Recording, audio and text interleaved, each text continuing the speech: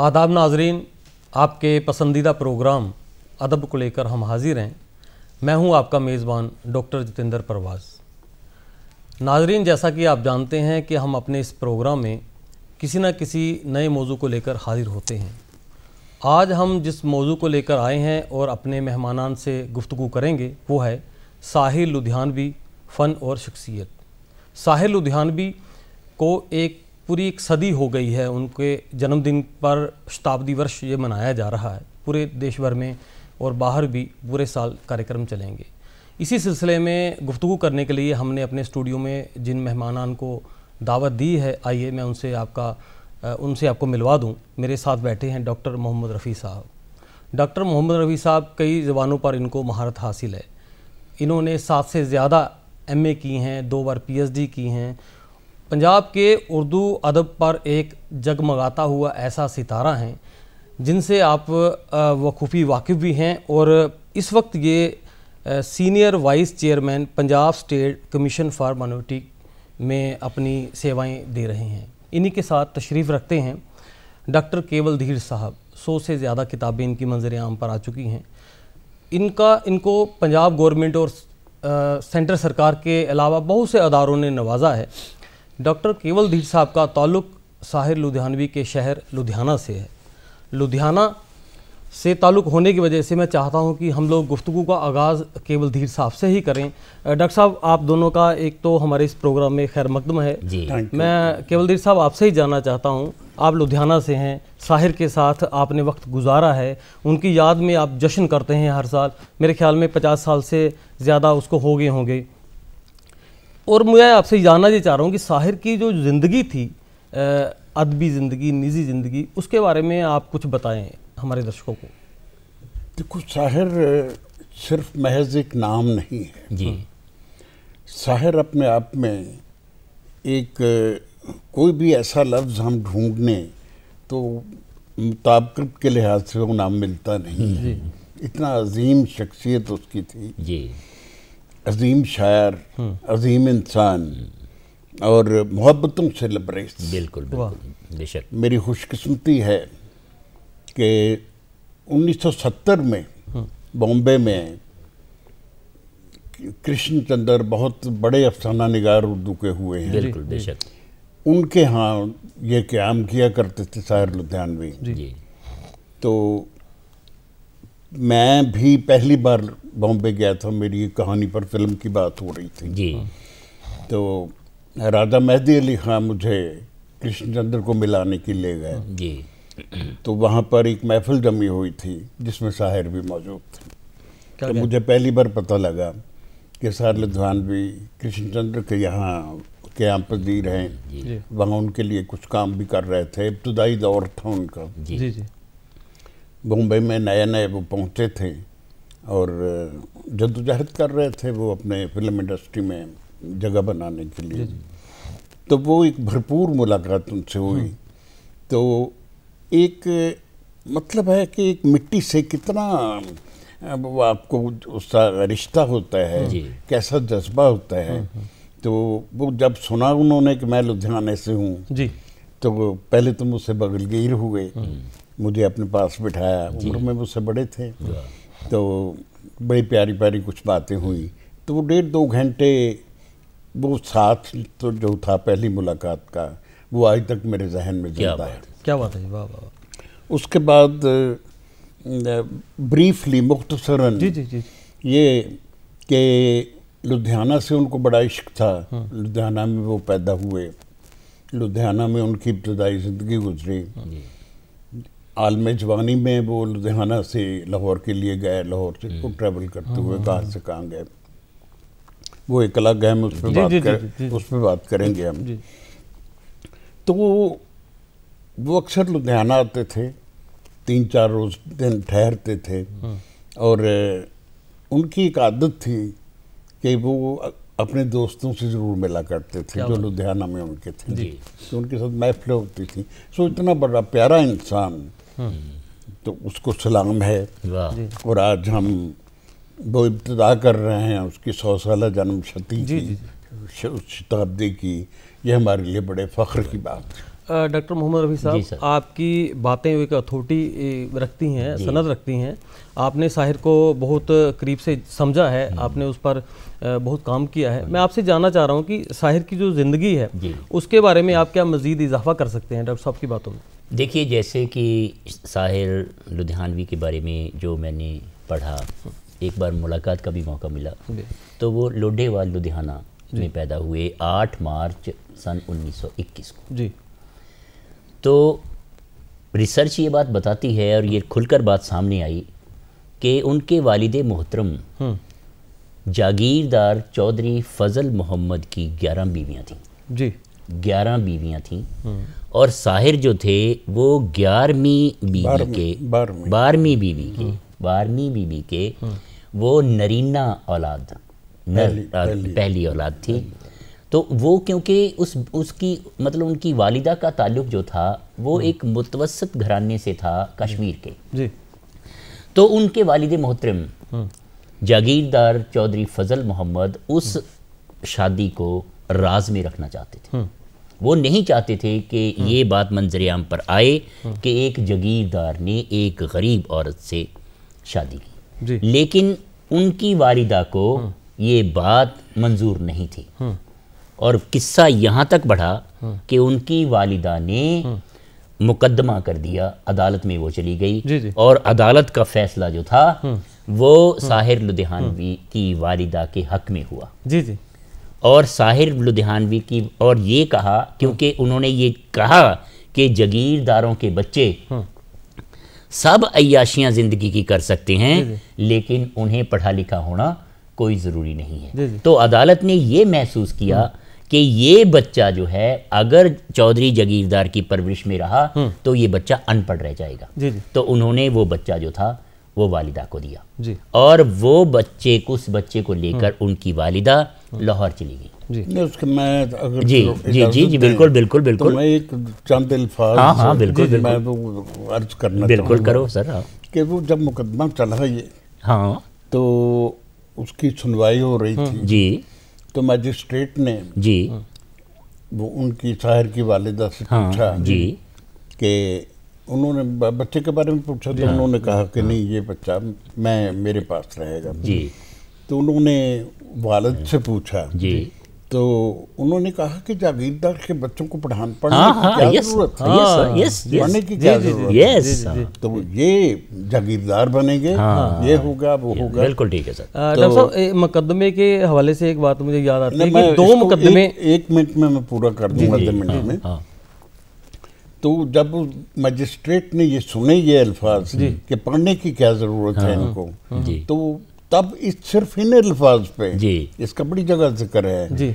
उन्होंने ये फैसला किया, वो फैसला मौजूद है अंग्रेजी में, मौजूद है कि वो ये जागीरदार या जो भी वो थे फर्जी जागीरदार थे।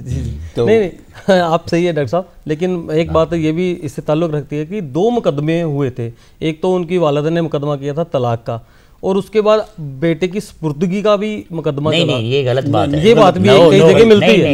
नहीं बिल्कुल इसके बारे में क्या है? उनकी वालिदा ने कभी भी सेपरेशन या तलाक का मुकदमा नहीं किया। तो ये बातें जो हम मिलती हैं, इसी को मैं चाह रहा हूँ कि आप वजाहत थोड़ी करें। लेकिन मुकदमा ये हुआ कि ये बच्चा जो है वो मेरे पास रहेगा। वो वजाहत में चाह रहा था कि हमारे दर्शकों को ऑथेंटिक जानकारी पहुंचे। एक्सपर्ट लोग बैठे हुए हैं, 100% ऑथेंटिक है। उन्होंने कभी सेपरेशन नहीं चाही और वो अपने बच्चे को लेकर लाहौर चली गई थी। अब ये देखिए कि वो बच्चा जिसका नाम जो था वो पहले लिखते थे अब्दुल हई के नाम से लिखते थे और AH के नाम से लिखते थे। ठीक। तो उनमें ये था कि अब ये देखो कि उस बच्चे की जो मतलब परवरिश हुई वो किस माहौल में हुई, और उस बच्चे की परवरिश जो हुई वो बागियाना माहौल में हुई। बिल्कुल। क्योंकि उनकी वालिदा बहुत इज्जतदार, बहुत अजमत वाली औरत थी। तो उन्होंने कहा कि नहीं, मैं अपने बच्चे को अपनी तरह से परवरिश करूंगी, मैं इसे जागीरदाराना जिंदगी नहीं दूंगी। और ये जो बागी तेवर थे उन्होंने उसको बच्चे को पढ़ाया, उसके बाद यहाँ तक पढ़ाया कि उन्होंने फिर गवर्नमेंट कॉलेज लुधियाना में दाखिला लिया और फिर लाहौर में भी वो पढ़े, दयाल सिंह कॉलेज में। वो जो इनके बात का जिक्र किया जा सकता है, लेकिन उसमें जो बागियाना तेवर रहे उनके, और यही तेवर जो थे वो जब वो बड़े हुए तो उनकी शायरी में उभर कर जो थे वो सामने आए। डॉक्टर केवलदीर साहब, जैसे डॉक्टर साहब आप बता रहे थे कि साहिर की जो शायरी है उसमें बागियाना तेवर थे, नज़मों में उनकी सारी जाहिर होती है, उससे एकदम वो रोमांस की तरफ चले गए। आप उनके फिल्मी गीत देखिए, कितने रोमांटिक गीत लिखे। तो वो जो अब्दुल हई से साहिर लुधियानवी बनने का जो सफ़र है उसके बारे में थोड़ा सा हाँ, मैं यही अर्ज करता हूँ, बड़ी बड़ी लंबी कहानी है, लेकिन ब्रीफ में मैं आपको बताता हूँ कि एक्चुअली साहिर ने इब्तिदा में वो लुधियाना में थे, बचपन उनका वहीं पर गुजरा। वो पहली बात तो ये कि उन्होंने शायरी की तालीम किसी उस्ताद, हाँ बिल्कुल मैं मुत्तफिक हूँ, 100% मुत्तफिक हूँ, और उन्होंने खुद कहा कि मुझे अरूज का ये जो है वो ज्ञान नहीं है।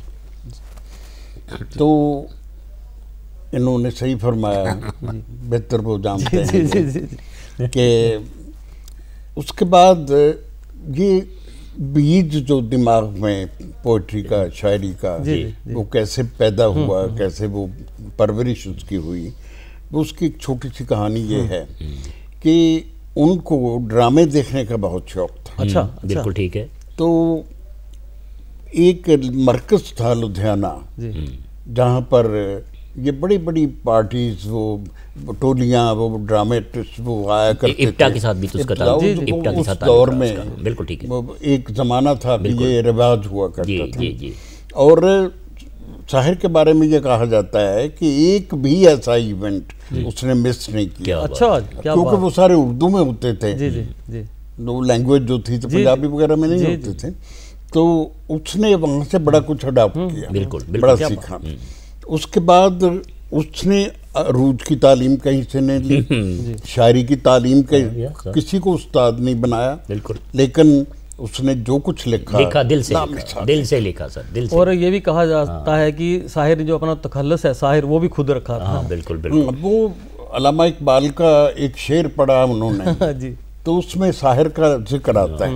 वो लफ्ज़ इनको पसंद आ गया तो अब्दुल्लाई आगे साहिर उन्होंने, लुधियाना के तो थे, लुधियानवी। तो वो ये साहिर लुधियानवी जो इसका साहिर के माने ही जादूगर हैं, तो वो लफ्ज़ों के तो जो उनकी जादूगरी जो है लफ्ज़ों में, फिल्मों में भी उनकी बड़ी जतिंदर जी सामने उनकी जादूगरी जो थी वो सामने ये आई। आप इससे मुत्तफिक हों या ना हो तो मतलब, लेकिन उनको ये लगा कि जब वो कॉलेज में पढ़ते थे तो वरिंदर नाम की एक लड़की से उनका माशका हुआ, ये हिस्ट्री में मौजूद है। फिर उनका नाम जो था वो अमृता प्रीतम के साथ भी बहुत आगे चले गए। आप उससे पीछे के लोग भी हैं, इसके पीछे के लफ्ज़, इसके पीछे लोग भी हैं। थोड़ा इश्क करना आप सीखिए रसीदी टिकट के तौर पर वो जो मंजर पर आई। एक्चुअली पहले मैं थोड़ी बिल्कुल बताता हूँ कि जब वो कॉलेज में थे तो पहली बात तो वो शायरी की हम कर रहे थे, तो तब मुख्तसर ये कि उनको लिखने का शौक तो पैदा हो चुका था, लिखने लगे थे और बड़ा अच्छा लिखने लगे थे। उस जमाने में अंग्रेज के खिलाफ उन्होंने एक तरक्की पसंद तहरीक के साथ जुड़े रहे, हिस्सा लेते हुए उन्होंने बड़े बागाना कलाम लिखे। और उसके लिए वो लिखते थे, कीर्ति नाम का एक अखबार चाहे होता था, वो वहाँ जाते थे और कोई डिफरेंट दूसरे नाम से लिखा करते थे, तो उसमें शाये होती थी ताकि कोई गवर्नमेंट वो, क्योंकि बड़ा बागाना वो लिखते थे। बिल्कुल बिल्कुल बिल्कुल। एक बात बड़ी इम्पोर्टेंट ये उनकी ज़िंदगी थी। उसके बाद जो इन्होंने इश्क का जिक्र, पहले इश्क का जिक्र किया, तो एक लड़की थी वो इनके साथ वो इन सारी वो एक्टिविटीज़ में हिस्सा शरीक हुआ करती थी, कॉलेज की स्टूडेंट थी। तो उनको उसको तब तक की बीमारी हो गई, उससे ये भी उसको बड़ा पसंद करने लगे थे, तो उसकी डेथ हो जाती है। डेथ हुई तो मेरा ख्याल है कि ज़िंदगी में इतना उदास, शायर ने इसका जिक्र बार बार किया है, कहीं नहीं हुआ। तो उसके बाद जो इन्होंने ये अमृता प्रीतम तक पहुंच गए, तो उसके बाद दरमियान में कॉलेज की लड़की की ईश्वर कौर का जिक्र आता है। और नहीं उसके साथ बड़ा लंबा इश्क रहा है इनका। वो बम्बई में भी इनके साथ पीछे गई, ये भी बात एक आती है। मैं बताता हूँ, तो दोनों उसी मसले को लेके दोनों को कुछ लोग कहते हैं कि कॉलेज से निकाला गया था, इनको कॉलेज से निकाला नहीं गया था, वो सारा डॉक्यूमेंट्री प्रूफ है। नहीं, वो जो नज़्म उन्होंने कही कि यहाँ के निकाले हुए तो हैं, वो फर्जी थी? नहीं फर्जी नहीं थी, मैं उसकी वजाहत ये कर रहा हूँ प्रिंसिपल हार्वे थे कॉलेज के, उन्होंने इसको बुलाया साहिर को, क्योंकि वो ईश्वर कौर के साथ मुआशके का जिक्र बड़ा लंबा एक शोर मच में गया कहा जाता है कि घंटों बैठे रहते थे उनके साथ, है ना। वो एक लंबी कहानी है, वो यही था, इश्क था, सच्चा इश्क था, दोनों एक दूसरे को मोहब्बत करने लगे थे। तो इसका चर्चा बहुत हो गया। तो हार्वे ने, प्रिंसिपल हार्वे ने साहिर को अपने कमरे में बुलाया, बुला के उसको कहा कि इससे पहले कि मैं कोई एक्शन लूं, मैं, तुम इतने अच्छे बंदे हो कि मैं कोई एक्शन नहीं लेना चाहता, बेटर है कि तुम यहाँ छोड़ के चले जाओ। तो गालिब का वही शेर होगा कि अगर गालिब वो अब उस वक्त वो ये माहौल होता कि बड़े बेआबरू होकर थे कुछ, लेकिन वो बेआबरू होकर कुछ से नहीं निकले। दो लफ्ज़ यहाँ आते हैं, एक ये कहा जाता है कि उसको रेस्ट्रिकेट किया गया था। ये दोनों तरह की हमारे यहाँ अदब में चीजें मिलती हैं। उसको बिल्कुल सुलह सफाई के साथ समझा के उसको कहा गया था कि तुम बड़े अच्छे इंसान हो, अच्छे शायर हो, इसलिए बेहतर है कि तुम चले जाओ। तो फिर वो उन्होंने फिर दयाल सिंह कॉलेज में लाहौर में वो चले गए, उसके बाद में रहे, लेकिन वो तालीम वहाँ, ठीक है, वो एक अलग इशू। तो लाहौर में उनकी वो ईश्वर कौर इतनी उस जमाने में ये बॉम्बे चले गई, कोई रिलेटिव थे उनके, ये साहिर नहीं लेके गए, ये भी एक मुगालता है लोगों के, वो लेके गए। नहीं, लड़कियां ऐसे हर किसी के पीछे थोड़ी भागती हैं, ये तो कोई प्रॉब्लम ही नहीं है भैया। नहीं, वो ईश्वर कौर वहाँ गई, वहाँ जाके एक रिलेटिव थे दूर के, उनकी फैमिली में उसने शादी कर ली।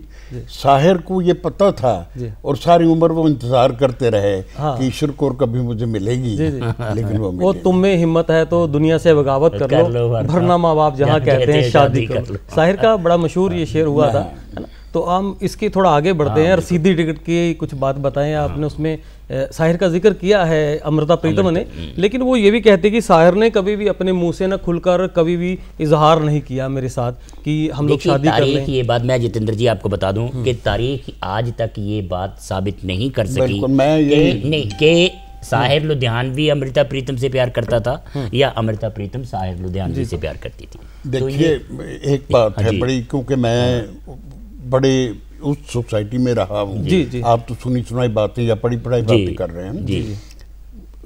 वो लोग जलीस,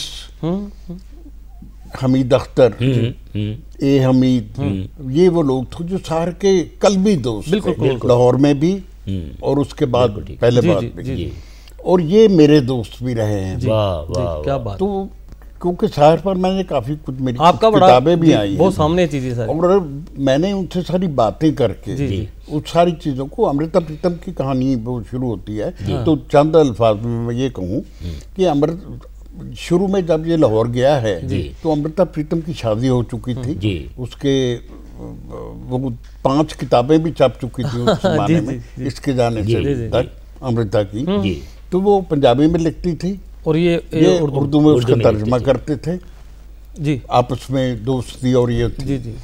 उसके बाद थोड़ा सा 1-2 स्टेप आगे बढ़े। हाँ जी। तो अमृता जरूर चाहती थी, लेकिन वो कहते हैं कि इनके पर्सनल तौलकात पीर वहाँ रहे जी, इन अल्फाज में जी, बेशक। लेकिन कोई इश्क की जो दास्तान है वो अमृता ने रसीदी टिकट तब लिखी थी जब साहिर की डेथ हो चुकी थी। नहीं, बिल्कुल वो ये भी लिखती है कि मैंने साहिर को दिखाया वो मसूदा पहले, उसने कहता कि उसने कुछ नहीं कहा। एक लफ्ज में जो बात कर रहा हूँ कि अमृता प्रीतम ने, गुस्ताखी माफ, अमृता प्रीतम ने साहिर के इश्क को एक्सप्लॉइट किया है।